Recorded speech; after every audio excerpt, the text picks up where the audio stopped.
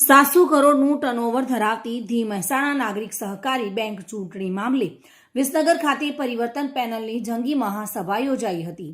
મહેસાણા નાગરિક બેંકની ચૂંટણીની ગણતરીના કલાકો બાકી રહ્યા છે ત્યારે મહેસાણા નાગરિક બેંક ચૂંટણી સંદર્ભે ગોવિંદ ચકલા પટેલવાડી વિસનગર ખાતે પરિવર્તન પેનલની જંગી મહાસભા યોજાઈ। મહાસભામાં મહિલાઓ સહિત બેંકના સભાસદો, સમર્થકો તેમજ પ્રતિષ્ઠિત મહાનુભાવો હાજર હતા। સભાસદો અને સમર્થકોમાં 40 વર્ષથી ચાલતા એક ચક્રી શાસનને ઉખાડી ફેંકીને બદલાવ લાવી પરિવર્તન પેનલને જંગી બહુમતીથી જીતાડવાનો ઉત્સાહ દેખાયો હતો।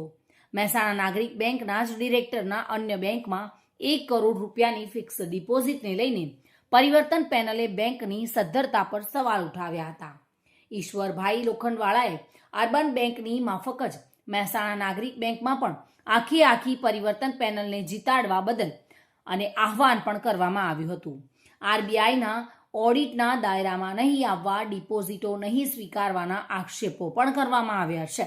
બેંકમાં એક પણ એકાઉન્ટ એનપીએ નહીં હોવાનો વિશ્વાસ પેનલના દાવા બાબતે ઉમેદવાર એફસી પટેલે દાવાને ખોટો પાડવાની ખુલ્લે ચેલેન્જ આપી છે। આરકે જ્વેલર્સના રાજુભાઈ પટેલે પરિવર્તન પેનલને મત આપવાની યજ્ઞના હવનમાં આહુતિ આપવા સમાન ગણાવ્યું હતું। પ્રતિષ્ઠિત ગણાતા એવા દીપકભાઈ પિસ્તોલે પણ 40થી વધુ વર્ષથી એક જ પેઢી સમજીને ચલાવાઈ રહેલી બેંકના અસ્તિત્વ અને સભાસદોના હિત માટે પરિવર્તન લાવવા માટે આહવાન કર્યું હતું। ખીચોખીચ ભરાયેલા સભાખંડમાં હાજર સભાસદોની મેદનીએ પરિવર્તન પેનલને જીતાડી વિજય બનાવવા એક સાથે હુંકાર કર્યો હતો। બેંકના ચૂંટણી જંગની કુરુક્ષેત્રમાં કૌરવો પાંડવો વચ્ચે થયેલા અધર્મ વિરુદ્ધ ધર્મના જંગ સમાન ગણાવવામાં આવ્યો છે। અમે વિસનગરના વતની છીએ। પરિવર્તન પેનલ એ છેલ્લા 40 વર્ષથી જે મહેસાણા નાગરિક બેંકમાં જે કામ નથી કરી રહી અને અત્યારે હાલ જે ધીમી ગતિએ કામ ચાલે છે, નફો નથી કરી રહી અને જે પેઢીવાદી છે એ પેઢીવાદીને બદલવા માટે પરિવર્તન પેનલ કામ કરી રહી છે। પરિવર્તન પેનલ એક વિઝન સાથે કામ કરી રહી છે। એ લોકોનો કોઈ પણ પર્પસ નથી કે બેંકમાં આવ્યા પછી એમને એક સત્તા જોઈએ છે।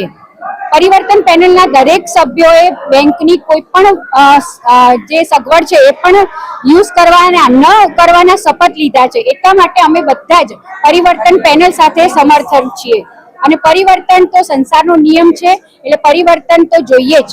અને તો મારું એ જ છે કે આ પરિવર્તન એટલે હું ખુદ યુવા છું, તો આપણે આ લોકો એવું કહે છે કે યુવા, તો આજ જે તમે જોશો, તમે વોટ્સઅપ વાપરો છો તો વોટ્સઅપ કોણે બનાવ્યું? માર્ક ઝુકરબર્ગ કોણ છે? એ યુવા છે। ટેસ્લા કોણ છે? ઇલોન મસ્ક કોણ છે? એ યુવા હતો। તો જે રીતે એ લોકોએ યુવાઓએ જ ચાલુ કરેલી વસ્તુ આજે આટલે પહોંચી, એમ આ પરિવર્તન કે છે જે યુવા પેઢી આવી છે, એ લોકો એવું કે છે કે યુવા છે, તો યુવા લોકો જોડે વિઝન છે। એ લોકોએ મહિલાઓ માટે જે પરિવર્તન લાવશું એ મુદ્દા મૂક્યા છે, મહિલાઓને ઉદ્યોગમાં લઈ જાય। હું ખુદ એક મહિલા છું, તો આજે હું આ લેવલે છું, હું મારી કંપનીમાં સીઈઓ છું। ભાવિન ભાવસાર સાથે bureau report, today Gujarati news.